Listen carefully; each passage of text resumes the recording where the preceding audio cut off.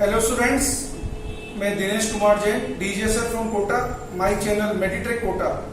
आज मैं आपको क्या है कि इलेक्ट्रिक रेजिस्टेंस से क्या है कि रिलेटेड इंपॉर्टेंट बातें क्या है कि जो नीट ओरिएंटेड है वो आपको क्या है कि बताने जा रहा हूँ। देखिए, इलेक्ट्रिक रेजिस्टेंस को क्या है कि हम कैसे लिखते हैं। इलेक्ट्रिक रेजिस्टेंस का जो एक्सप्रेशन होता है उसे लिखा जाता है R equal to ml upon Ne square A2। इसके अंदर m है मास ऑफ इलेक्ट्रॉन, L यहाँ पे लेंथ ऑफ कंडक्टर है, N यहाँ पे number density of free electron है, means number of electron per unit volume, E यहाँ पे इलेक्ट्रॉनिक चार्ज है, A यहाँ पर क्रॉस सेक्शन एरिया है and tau is relaxation time. Okay, यहाँ पर देखिए जो रेजिस्टेंस का फॉर्मूला पर लिखते हैं R इक्वल टू लिखते हैं रो L अपॉन A। रो यहाँ पर क्या होती है, रो यहाँ पर होता है रेसिस्टिविटी। तो बच्चों यहाँ पर देखिए कि रेजिस्टेंस किस बात पर डिपेंड करता है और रेजिस्टिविटी किस बात पर डिपेंड करती है। रेजिस्टेंस की यूनिट होती है ओम, रेसिस्टेंस के रेसिप्रोकल को हम बोलते हैं कंडक्टेंस, जिसकी यूनिट होती है ओम इनवर्स या मोम। रेसिस्टिविटी इसकी यूनिट होती है ओम मीटर, उसके रेसिप्रोकल को हम बोलते हैं कंडक्टिविटी, जिसकी यूनिट क्या हो जाएगी मो अपॉन मीटर। ओके, किसी भी क्या है कि कंडक्टिंग मटेरियल का रेजिस्टेंस तीन बातों पर डिपेंड करता है। कौन कौन सी बातें हैं? It depends on material, it depends on geometry as well as it depends on temperature. लेकिन यदि बात करें रेसिस्टिविटी की, तो रेसिस्टिविटी याद रखना ये ज्योमेट्री पर डिपेंड नहीं करती है, ये खाली दो बातों पर डिपेंड करती है, मटेरियल एंड टेम्परेचर पर। अगर मटेरियल पर फिक्स कर दें तो रेसिस्टिविटी और conductivity of a material depends only on temperature. Okay, तो हम जनरल बात क्या बोल सकते हैं, अगर किसी भी गैस की मटेरियल का रेजिस्टेंस चेंज हुआ है तो ये गारंटी नहीं है कि उसकी रेसिस्टिविटी या कंडक्टिविटी भी चेंज हो। क्यों? क्योंकि रेसिस्टेंस तो ज्योमेट्री में चेंज होने की वजह से भी चेंज हो सकता है। लेकिन उसका अगर उल्टा बात करें, अगर क्या है कि किसी भी गैस की मटेरियल का रेसिस्टिविटी, जिसको हम बोलते हैं स्पेसिफिक रेजिस्टेंस या कंडक्टिविटी चेंज हुई है, इफ रेसिस्टिविटी और conductivity of a material get change then it is 100% sure that its resistance will also get change. Okay, तो यहाँ पे देखिए ये तो आपने क्या है कि factors affecting the electric resistance देखा। अगर क्या है कि अपन यहाँ पे बात करें रिलैक्सेशन टाइम की, रिलैक्सेशन टाइम का फॉर्मूला होता है लैम्डा अपॉन VRMS। लैम्डा यहाँ पर होता है मीन फ्री पाथ, तो यहाँ पे रिलैक्सेशन टाइम है।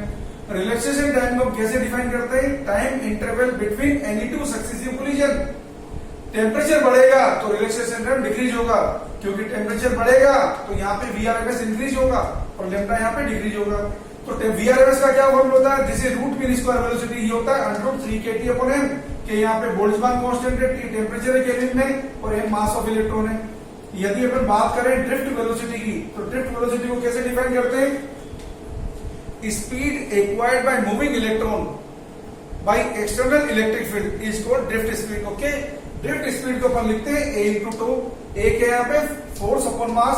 फोर्स क्या है यहाँ पे? E into capital E। Capital E क्या है यहाँ पे? Electric field. और कैपिटल E को हम क्या लिख सकते हैं? Potential difference divide by length of conductor.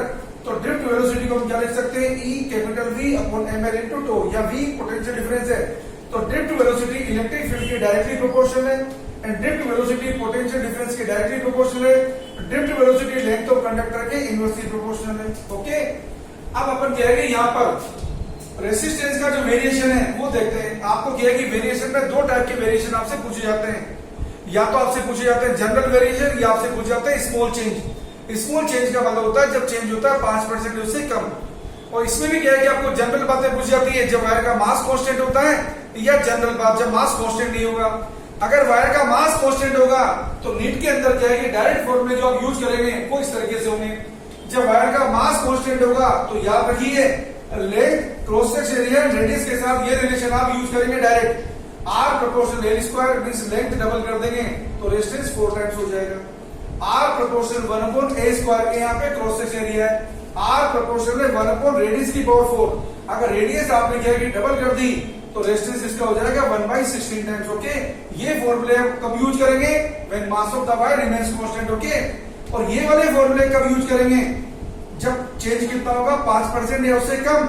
whenever change will be less than or equal to 5% then this formula will be used. Okay, when mass of the wire is constant, जब भी मास wire का constant होगा question में ये बात लिखी रहेगी कि हमने वायर को स्ट्रेच किया है या वायर को मेल्ट करके हमने रिकास्ट किया। ये दोनों में से एक बात आपको लिखी रहेगी।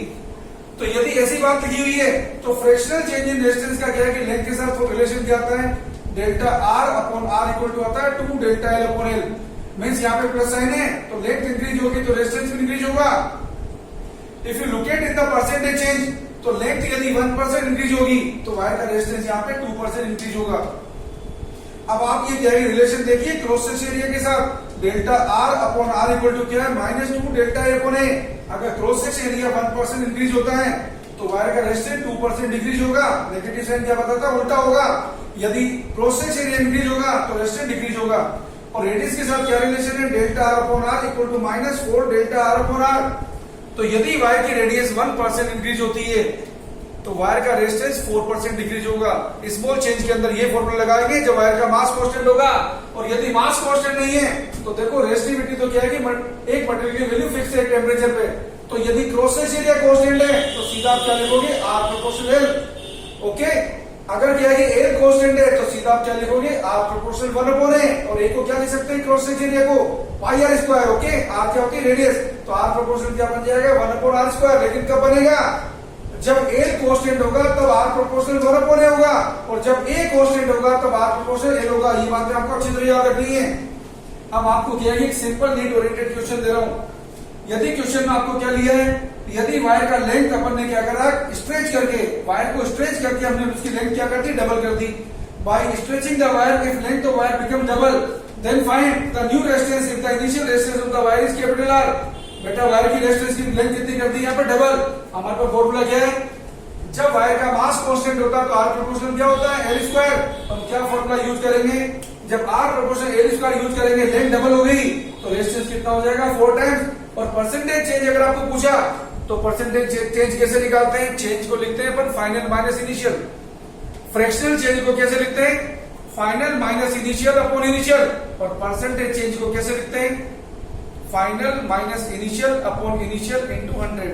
अगर किसी क्वेश्चन में लॉस पूछा जाएगा तो बच्चों ध्यान रखना, लॉस को कैसे लिखोगे, इनिशियल माइनस फाइनल।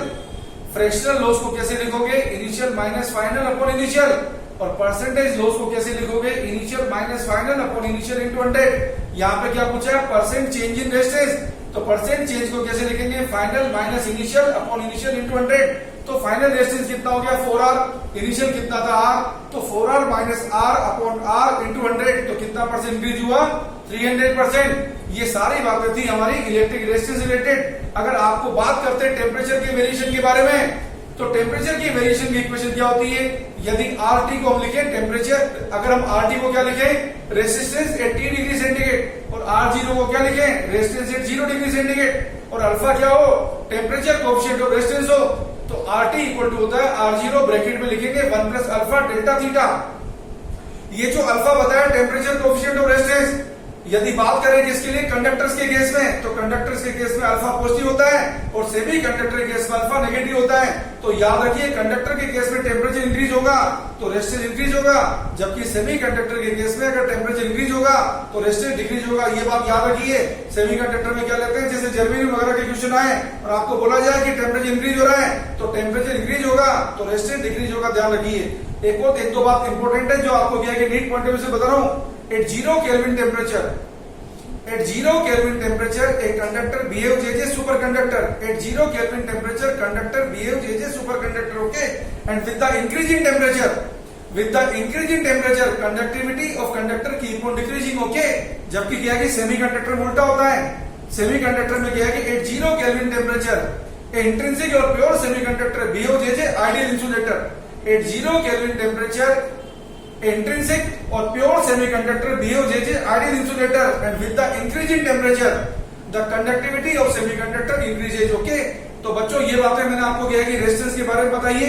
अगली बार मैं आपको क्या है कि रेजिस्टेंस की ग्रुपिंग से रिलेटेड क्या है कि क्वेश्चन बताऊंगा। सीरीज ग्रुपिंग क्या होती है, पैरेलल ग्रुपिंग क्या होती है, व्हिटस्टोन ब्रिज का ऑपरेशन कैसे होता है, अनबैलेंस व्हिटस्टोन ब्रिज कैसे काम करता है, यहाँ पे क्या है कि मेटल ब्रिज के क्वेश्चन कैसे सोल्व करेंगे, पोस्ट ऑफिस बॉक्स के क्वेश्चन कैसे सोल्व करेंगे, सेल्फ कॉम्बिनेशन कैसे बताते हैं, इन सारी चीजों की क्या है कि डिटेल में आपको अगली बार लाता रहूंगा, ओके।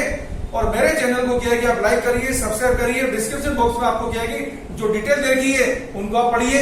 यदि आप किसी भी टाइप का क्या है कि ऑनलाइन कोर्स करना चाहते हैं, नीट का क्या है कि क्रैश कोर्स करना चाहते हैं, कोई टेस्ट सीरीज करना चाहते हैं, तो डिस्क्रिप्शन बॉक्स में आपको डिटेल दे रखी है, आप डेमो क्लासेस लेके देख सकते हैं।